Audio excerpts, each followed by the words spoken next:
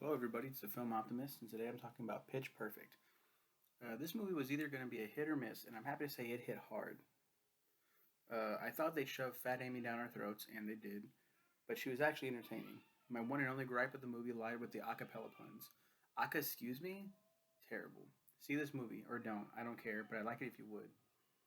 Okay, that's not my only gripe with this film, and I'm kind of surprised I didn't mention it. But at the same time, not really, because what the fuck? Um, my reviews were very just like, here you go, Dave. It's not a fucking review at all. I mean, it is, but it leaves out a lot of details. In 2011, during the 2011 ICCA finals at Lincoln Center, Barden University's all-female a cappella group, the Barden Bellas, lose to their all-male rival group, the Barden Troublemakers, due to junior member Aubrey Posen vomiting on stage in the middle of her solo. At this point in the film, we saw this in theaters. I think my brother was there, I guess, because I could have sworn he was there with me, and that happened. That scene, and it's CGI vomit just spewing, and it's just continuously going. And I'm like, one, no, that very unrealistic, like fucking Exorcist vomiting, and then j- how fake it looked. And I was just like, this movie's gonna be shit, but it got better. 4 months later, newly arrived Barton University freshman Becca Mitchell has no desire to attend college. Her father, a professor at the university who Becca has a strained relationship, insists. Becca spends her time making mashup mixes of songs and gets an internship at the school radio station where she gets to know fellow freshman Jesse Swanson. Um, at the university's activities fair, Becca is invited to join the Bellas by seniors and current co-leaders Aubrey and Chloe Bill, but she declines. Later, Chloe hears Becca sing in the shower, convincing her to audition. Although late for the audition, Chloe allows her to perform for them anyway. She sings with a rendition of Cups, When I'm Gone, which is the original song. They always say it's Anna Kendrick's, but it's not hers. 1931 by A.P. Carter, and later reworked by British musicians Heloise Tunstall and Louise Gerstein. Recorded under the group name Lulu and the Lampshades. And then she got famous for it. Anna Kendrick did. She's doing cups. It's a pretty cool scene. Um, Getting her into the Bellas, along with Cynthia Rose Adams, Stacey Conrad, Lily Anakamura, Anakuramara, Jessica Smith, Ashley Jones, Patricia Fat Amy Hobart, and Denise. Meanwhile, Jesse joins the Troublemakers.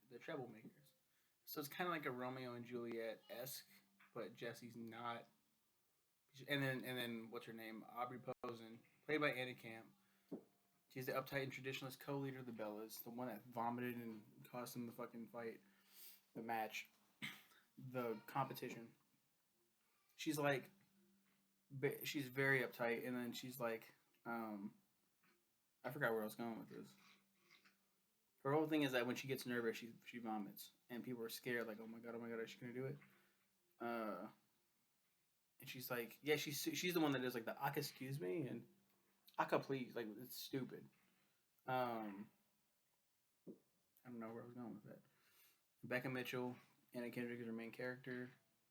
Oh yeah, she that's where I was going. She doesn't. She's like the Troublemakers and the Barden Bellas. We don't coexist. No, we don't do that. Like why? Why not? Like, it makes no sense. And it's true. It's like why the fuck do you care? Biscoff cookies. Why should you give a fuck? Well, who cares? And she's really annoying. Anna Camp was also in True Blood. Great character in that one. Very annoying character in this one. You come to like her, of course. Sarah Newland. Mm-hmm. And Rebel Wilson has made a star out of her. Like a household name as Patricia Fat Amy. Um, Brittany Snow. She's cool. I don't know what else she's been in. Guiding Light. I thought she was in something else. She's Chloe Bill, the friendlier, more civil co-leader. Alexis Knapp is Stacey Conrad, a highly sexually driven singer and dancer. Yeah, they do I may be bad, but I'm perfectly good at it. And she's like, it's like you're super over the top. That was a weird face I just put. The fuck I look like Rufus for? Fucking Kim Possible. The fuck. Esther Dean as Cynthia Rose Adams, a forthright, brazen soul singer and rapper, and she does it, and then Stacey's the one that's dancing. Hannah Miley as Liliana Kimura, a strange, soft-spoken student and talented beatboxer. It's so fucking funny the things she says under her breath. Like she's super, super soft-spoken, and like she says something about like how someone is something, and then yeah, that's a gross scene too. They're all getting into like this huge shouting match, and Aubrey, who's been holding it in for most of the majority of the movie, is finally like, I can't do this anymore, and she throws up everywhere, and Lily slips in it and falls back, and it's like, oh god, this is gross, and then she starts just making snow angels, vomit angels. Kelly Alice Jakey, Jessica, a bubbly and absent-minded soprano. Wanata Walmsley is Denise, an unobtrusive alto. Ashley, an alto and beatboxer. You can see when you come down here, it's like whatever. Like these characters don't care. And Skylar Aston, who's great. He he's Jesse Swanson, outgoing Barton freshman who hopes to become a film score composer. Adam Devine, he was as Adam DeMamp in Workaholics.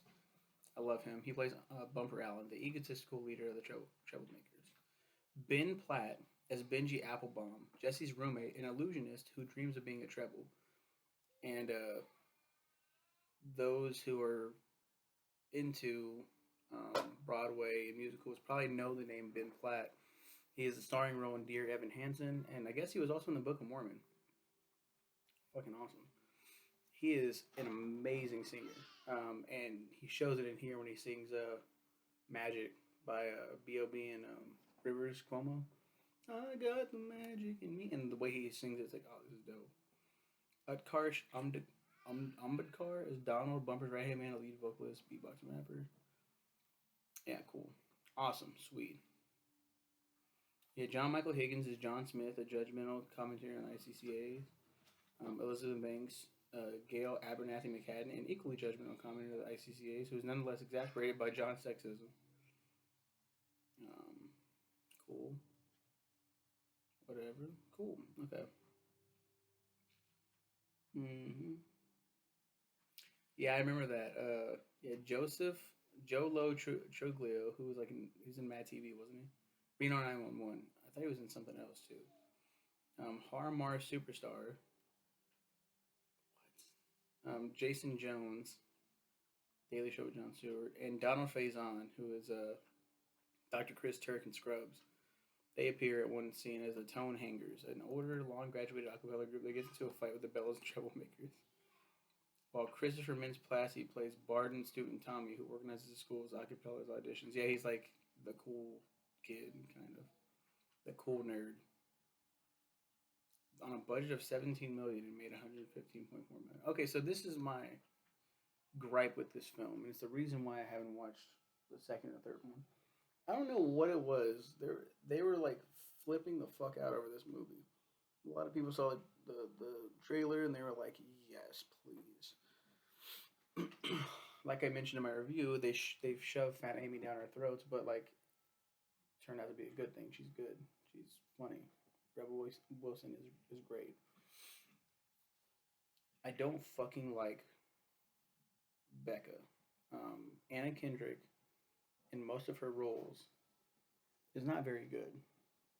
I had a huge crush on Anna Kendrick, celebrity crush. I was like, she is beautiful, but a lot of her fucking movies sucked. In Twilight, she's the jealous friend.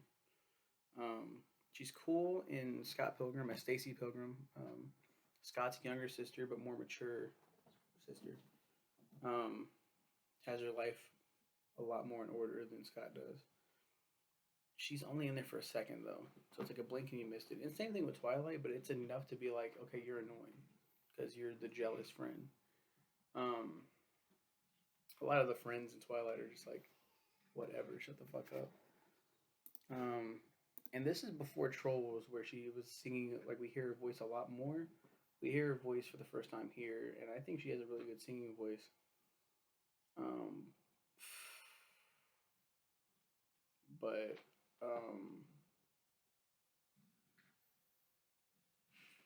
she, as a kid that wanted to go to college, this is 2012, so I graduated June of 2012. April, May, June. It's one of those, June or July. Months later, obviously, I see this in theaters, and I'm like, you're seriously, you're seriously mad you're getting a free ride to college. Now, I understand some people don't want to go with that route. She's the DJ. She wants to do it on her own.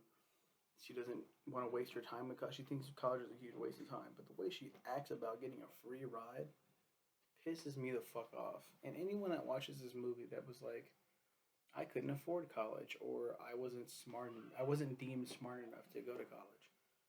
Bitch, you have a free ride. You have a free ride to college, and you're sitting in your dorm room, cross-legged. I'm not going to class. I'm not doing this. I'm not doing that. Spitting in your father's face just because you guys have a strained relate. That was my biggest gripe of the film. Shut the fuck up. Get over yourself. Um, she ends up falling for Jesse. They get together, of course. The Bellas participated in the 2012 ICCA regionals, where, at Aubrey's insistence, they performed the same medley that helped the Bellas advance to the finals the previous year. In spite of their stale set list, the group manages to place second, sending them to the semifinals. Yeah, it's like, I got a new life, you can hardly recognize me. Oh. And it's like, do do do do do. It's like, okay, cool. That's another gripe right there. I saw the sign, and when she's like, I saw the sign happen, and she just vomits everywhere. But the next time they're like, oh my god, is she gonna do it? Okay, she didn't do it because of that. It's like, well, I mean, at least she didn't throw up. They get second. It's like they insisted to use the same medley. It's a ballsy move, and it's kind of like, let me put my judging shoes on for a second and be like, let's put myself in the judge's seat. It's a ballsy move. Props for not vomiting. Cool. Move on. Send them to the semifinals. After the competition, the Bellas try to break up a fight between the Troublemakers and the Tone Hangers, a male alumni a cappella group. Becca and Fat Amy accidentally smash a window with the Troublemakers trophy, alerting police, who then arrest Becca. Jesse contacts her dad to bail her out, causing rift in the relationship with both. Aubrey insists on performing the same medley a third time, despite Becca urging them to be more daring. In the midst of their performance, Becca, hoping to reinvigorate the disinterested crowd, inserts an impromptu layering of Bulletproof into the set. It doesn't say here, but they also have like a big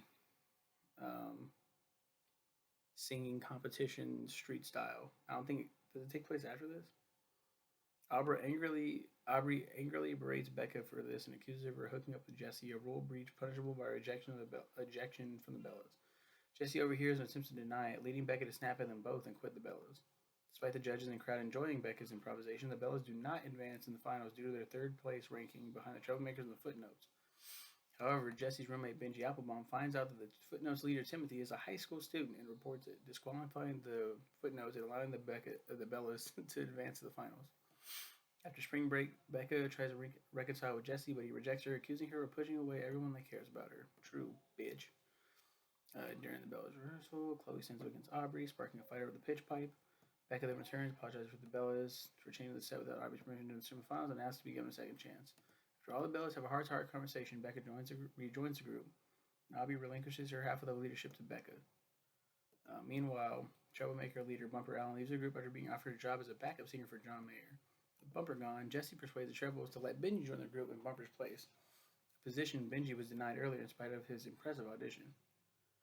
At the finals, the Bellas perform a modern piece arranged by Becca, which includes "Don't You Forget About Me," featuring The Breakfast Club, one of Jesse's favorite movies. This acts as a more effective apology, and after the performance, she and Jesse kiss. The Bellas defeat the Troublemakers and win the national championship 6 months later. Auditions for new members take place, and I was like, I'm on board. Pitch Perfect 2. The trailer came out. Looks like a good movie. I never saw 2 and 3. I was like, I don't. For some reason, I just don't care. I didn't hear anything bad about it, but I didn't hear anything like these movies are very like okay. I have a big fat fucking titty. It's like I don't. It's fine, you know. I don't hate it. That's why I'm an optimist about it. I had fun with it. Yeah. The film is loosely adapted from Mickey Rapkin's nonfiction book titled Pitch Perfect: The Quest for Collegiate Acapella Glory. I didn't know that shit. Get pitch slapped. So yeah, that's my review on Pitch Perfect. I didn't know it was gonna be this long, but you guys have a good one. You take care. Um, yeah. Evening pitches.